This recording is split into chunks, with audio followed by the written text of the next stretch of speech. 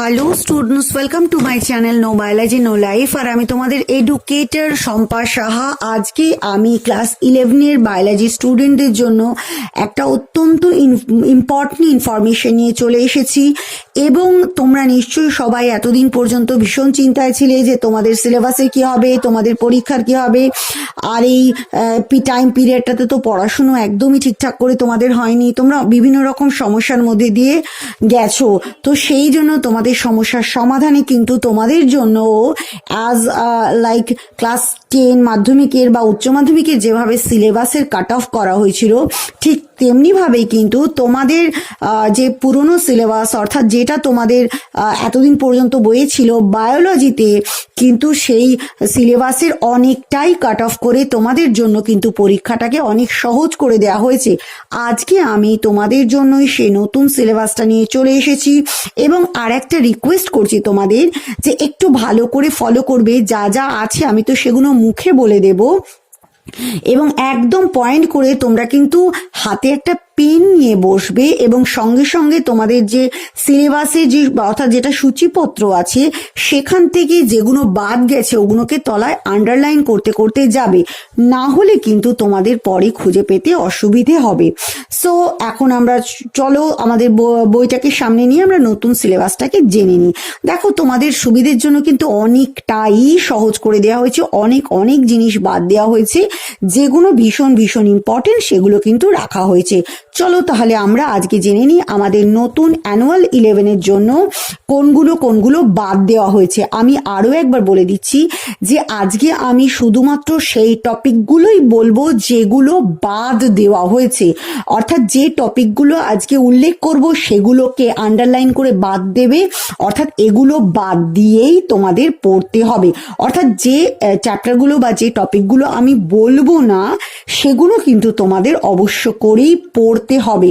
হ্যাঁ, আরো একবার আমি বলে দিচ্ছি যে যেগুলোকে আমি আজকে বলবো বা উল্লেখ করব সেগুলোকে তোমাদের বাদ দিয়ে বাকি যেগুলোর কথা আজকে আমি বলবো না তোমাদের সেগুলো পড়তে হবে, তাই আন্ডারলাইন করে নেবে যে কোনগুলো বাদ গেল।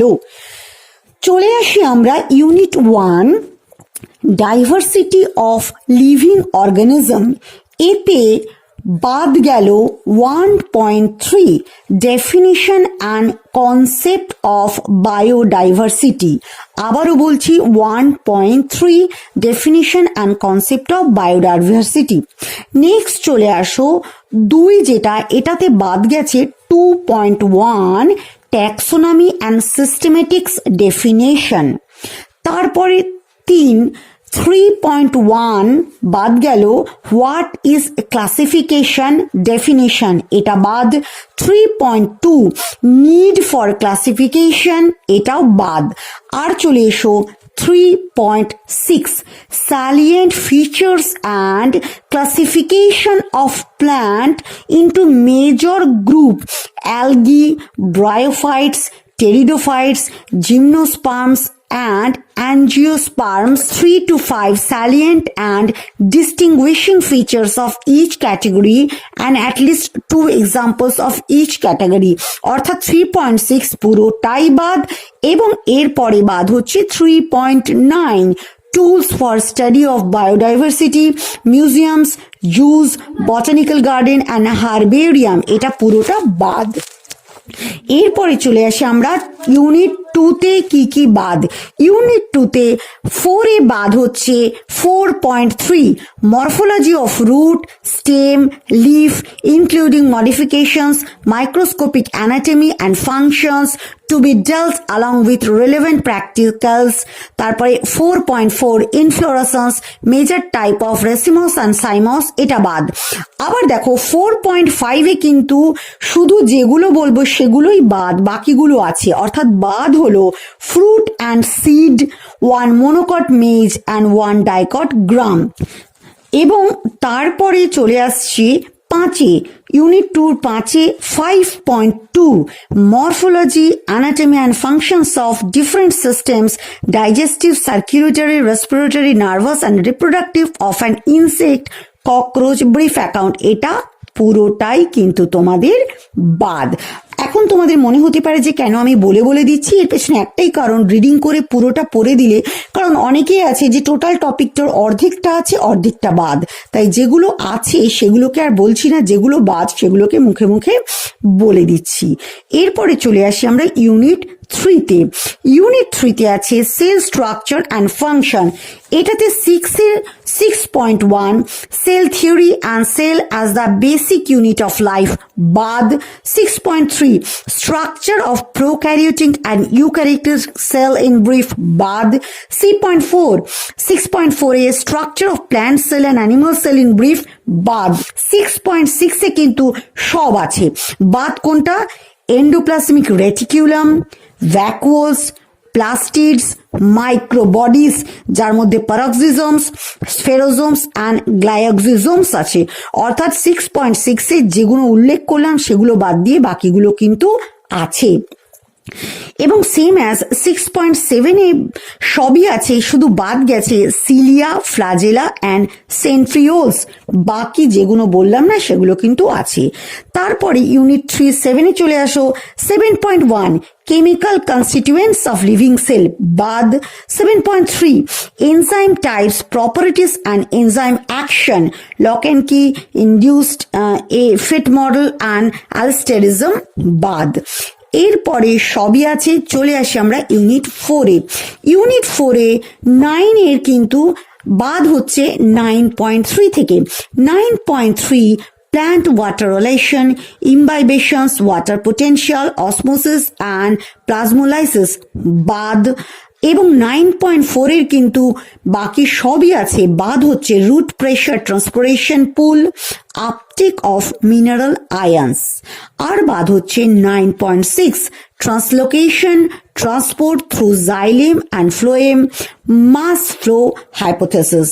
এইগুলো বাদ। এরপরে চলে আসি 10 বাদ হচ্ছে 10.3 mineral toxicity, 10.5 nitrogen metabolism, nitrogen cycle, biological nitrogen fixation. 11 রেসপিরেশনে বাদ হচ্ছে 11.2 exchange of gases, 11.3 cellular respiration. এটার কিন্তু গ্লাইকোলিসিসটা তোমাদের আছে, আমি আবারও বলছি গ্লাইকোলিসিসটা তোমাদের আছে, তাই বাদ গেছে fermentation, anaerobic, TCA cycle, ETS, Arabic, definition, process and significance. এইটুকুই, অর্থাৎ ফার্মেন্টেশন থেকে বাকিটুকু বাদ, আর আগের পার্টটা কিন্তু আছে। 11.4 energy relations, number of ATP molecules generated in respiration, 11.4 পুরোটাই বাদ। এরপর চলে আসি 12.1 introduction autotrophic nutrition, photo and chemo autotrophic nutrition পুরোটা বাদ। সবই আছে। তারপরে আবার বাদ গেছে 12.6 কেমো অসমোটিক হাইপোথেসিস বাদ। 12.8 C3 and C4 পাথওয়েজ বাদ। 12.9 এ বাদ হচ্ছে ফ্যাক্টরস কন্ট্রোলিং ফটোসিনথেসিস। যেগুলো উল্লেখ করলাম বাকিগুলো কিন্তু আছে, অর্থাৎ উল্লেখ যেগুলো করছি সেগুলো তোমাদের পড়তে হবে না। এরপরে হচ্ছে প্ল্যান্ট গ্রোথ অ্যান্ড ডেভেলপমেন্ট 13 এর বাদ হচ্ছে 13.3 condition of growth, light, temperature, water, hormone, nutrients only, এটা বাদ। 13.4 এর কিন্তু পুরোটাই বাদ, অর্থাৎ differentiation, dedifferentiation and redifferentiation, definition and example only, এগুলো বাদ। আর তারপরে আবার বাদ হচ্ছে 13.9 ভার্নালাইজেশন। যেগুলো উল্লেখ করলাম সেগুলো বাদ দিয়ে বাকি সবগুলো কিন্তু আছে। এরপর ইউনিট 5 অর্থাৎ হিউম্যান ফিজিওলজিতে 14 এর বাদ হচ্ছে শুরু 14.6, এটার বাদ হচ্ছে caloric value of proteins, carbohydrates and fats, এটা বাদ। এবং 14.7 এর ইজেশন বাদ। 14.8 এর কিন্তু সবই আছে, বাদ হচ্ছে PEM protein energy malnutrition, indigestion and constipation. এই PEM ইনডাইজেশন অ্যান্ড কনস্টিপেশন বাদ, বাকি সবই কিন্তু এটার আছে। 15 এ ব্রিদিং এন্ড রেসপিরেশনে বাদ হচ্ছে 15.2 respiratory organs in animals through chart recall only, এটা বাদ। তারপরে 15.5 exchange of gases, transport of gases and regulation of respiration বাদ। এবং 15.5 এর পরে বাদ যাচ্ছে 15.7 এর সবই আছে, শুধু বাদ যাচ্ছে এমফাইসেমা, অকুপেশনাল রেসপিরেটরি ডিসঅর্ডার্স যেমন সিলিকোসিস, অ্যাসবেস্টোসিস, শুধু 15.7 এর এইটুকুই বাদ, বাকি অংশটা কিন্তু আছে। 16 এ চলে আসি আমরা। 16 এর মধ্যে যেটা বাদ যাচ্ছে সেটা হচ্ছে 16.5 composition of limbs and its function, 16.6 human circulatory system, outline ideas, এবং 16.7 structure of human heart and blood vessels।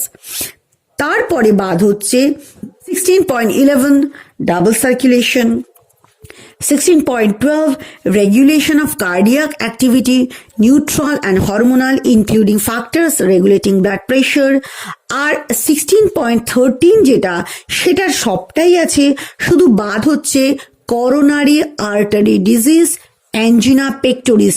আমি বারবারই বলছি এটার আগের পার্টও অনেকটা আছে, পরের পার্টও একটা আছে, শুধু এইটুকুই বাদ, coronary artery disease, angina pectoris. এরপরে চলে আসে 17টা কিন্তু সবই আছে, শুধু একটাই বাদ, 17.8 ডায়ালিসিস অ্যান্ড আর্টিফিশিয়াল কিডনি, শুধু এইটাই বাদ। 18 চলে আসো। 18তে বাদ হচ্ছে 18.2 types of movement, ciliary, flagellar and muscular। এরপরে বাদ হচ্ছে 18.4 skeletal system and its function, to be dealt with a relevant portion of practical syllabus বাদ। এবং দেখো তারপরে বাদ হচ্ছে 18.6 এর সবই রয়েছে, আবারও বলছি সবই রয়েছে 18.6 এর বাদ, শুধু মাইস্থেনিয়া গ্রেভিস, টিটেনি, মাস্কুলার ডিস্ট্রফি। বারবারই বলছি যে 18.6 এর কিন্তু বাকিগুলো আছে, অর্থাৎ বাকিগুলোকে ভুলেও বাদ দেবে না, কিন্তু বাদ শুধু মাইস্থেনিয়া গ্রেভিস, টিটেনি, মাস্কুলার ডিস্ট্রফি। এরপরে চলে আসি 19 এ বাদ হচ্ছে 19.2 নিউরনস অ্যান্ড নার্ভস, রিভিশনারি যেটা, এইটা বাদ। তারপরে চলে আসি আমরা 19.4 এ কিন্তু সব আছে, শুধু বাদ হচ্ছে, দেখো বারবার বলছি সব আছে, বাদ হচ্ছে শুধু mode of distribution and function of PNS and autonomic nervous system, শুধু এই পার্টটুকুই বাদ, বাকি সবটা আছে। এবং 9.5 generation and conduction of nerve impulse বাদ। 19.7 sense organs, sensory perception, outline, structure and functions of eye and ear বাদ। আর লাস্ট 20 চ্যাপ্টার নাম্বার 20তে আমাদের বাদ হচ্ছে 20.4 role of hormones as messengers and regulators বাদ। এবং আবারও বলছি যে 20.5 এ সব আছে, বারবারই বলে দিচ্ছি 20.5 এ সব আছে, বাদ শুধু ডোয়ারফিজম, অ্যাক্রোমেগালি আর ক্রেটিনিজম এবং অ্যাডিশনস ডিজিজ। আবারও বলছি সব আছে, বাদ শুধু ডোয়ারফিজম, অ্যাক্রোমেগালি, ক্রেটিনিজম আর অ্যাডিশনস ডিজিজ। এতদিন ধরে অনেকেই আমাকে বিভিন্নভাবে কন্ট্যাক্ট করছিল, যোগাযোগ করার চেষ্টা করছিল 11-এর সিলেবাস কী হবে, 11-এর পড়াশুনো কী হবে। তো আশা করা যায় যে তোমাদের সিলেবাসটা কিন্তু অনেকটাই কমে গেল। এবার তোমরা কিন্তু যেটুকু রইলো সেটুকু একদমই ক্রিটিক্যাল নয়, তাছাড়া আমার ভিডিওস তো দেওয়াই আছে, এবং যেগুলো একেবারেই সিলেবাস কমে গিয়ে যে খুব সামান্য জিনিস পড়ে রইলো সেগুলোকে আমি অবশ্যই চেষ্টা করব তোমাদেরকে কভার করে দেওয়ার জন্য। আর বারবারই বলছি যে যেগুলো বললাম খুব ভালো করে শুনে মনোযোগ দিয়ে বাদ দিয়ে দেবে, দিয়ে এবার থেকে তোমরা তোমাদের প্রিপারেশনটা শুরু করো। আর কোনো প্রবলেমস হলে, কোনো কিছু জানতে হলে, বা তোমাদের যদি মনে হয় যে কোনো একটা ভিডিও আগে দেওয়ার দরকার, সেটা আমাকে কমেন্ট বক্সে জানাবে। So guys, keep learning, happy learning and a nice